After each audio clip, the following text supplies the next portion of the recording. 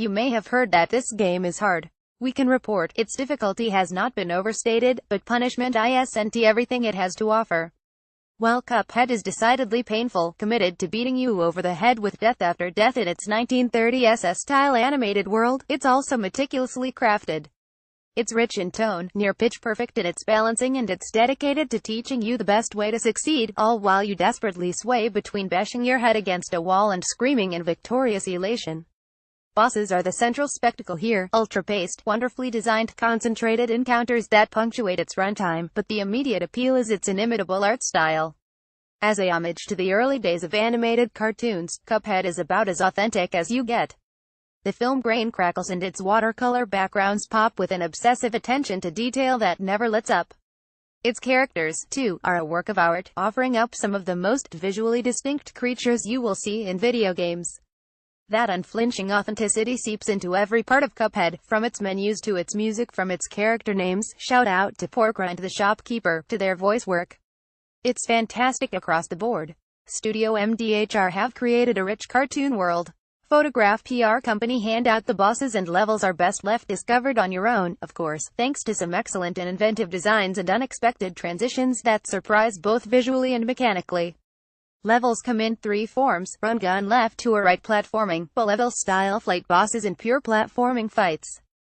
They're some of the most distinct in recent memory. Telepathic carrot-firing vegetable creatures, frog boxers who transform into coin-shooting slot machines, or a giant bird in bizarre armor. Developer Studio MDHR consistently breaks its own design molds as it rolls out one unique boss after another, all of which offer up their own idiosyncrasies. It's up to you to properly learn the ropes, and by God will it take some learning, in order to get through unscathed. You have no way to regain health mid-fight and just 3 pips of life before you die. There are no mid-level checkpoints either. This is hardcore at its hardest. The only way to really make headway is to utilize your combination of 2 main weapons, a super attack and a bonus power, to figure out the best way to defeat a boss. You unlock new abilities fairly rapidly, allowing for further customization and on-the-fly experimentation in the fights you're having most trouble with. Some bosses will be better fought with short-range, high-damage attacks. In others, you'll want to keep your distance, depending on the kind of moves that particular boss is prone to doling out. As you go, you'll find the challenge increases but stays, aside from a few latter game exceptions, consistently fair. Cuphead's bosses are really quite hard to beat. Photograph Studio MDHR with no health bar for enemies and no sense of visual feedback, though, there's no way to know how far you are from victory in any given fight. This seems like a misstep that serves the beautiful art style but can, at times, feel needlessly obtuse from a gameplay perspective. There were times when we would die and realize we were on the brink of winning, thanks to a post-death progression meter that shows your relative progress towards victory, only to have to retry again. But it's these close defeats that keeps you pushing forward for a win. Always waiting for the sweet sound of knockout to signify the boss is down. In what must be some kind of internal joke, Cuphead's bosses have 2 difficulty settings. The first is, almost tauntingly, called simple, while the other is called regular. This essentially translates to really damn hard, and how the hell is this even harder?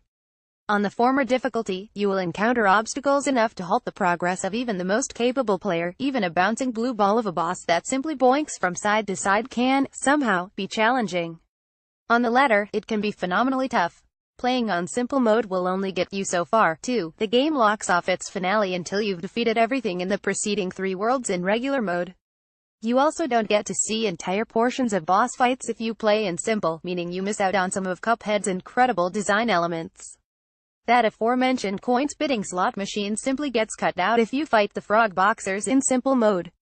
Worse yet, you miss the ratings cards, which beg you to replay fights in quicker times, or without losing your trio of lives. Some players will likely malign this decision, criticizing its developers for locking off content for the elite few capable of besting its bosses on regular mode. For us, it shows a laser focus that pushes you constantly to better your game. Cuphead is absolutely not for the faint of heart, then, but it's certainly captivating. Come for the gorgeous bygone ragtime jazz, Porkrind's shop, and an evil carrot. Stay for the thrill of defeating a boss you've spent hours attempting. It's painful, but you won't find many games with such a moreish, satisfying sting. Studio MDHR PC Xbox One version tested £18, the 8 best advances in gaming during the last decade.